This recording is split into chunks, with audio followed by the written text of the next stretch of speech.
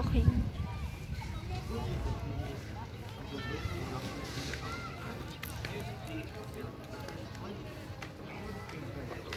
Summer.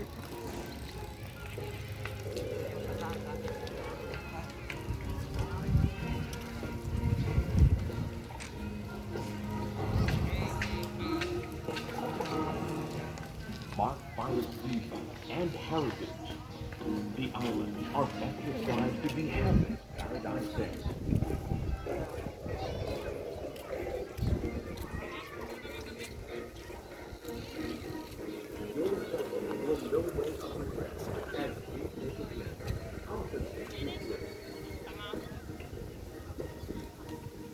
The Hunter's Island, the national park that will never be far from the heart of the Philippines.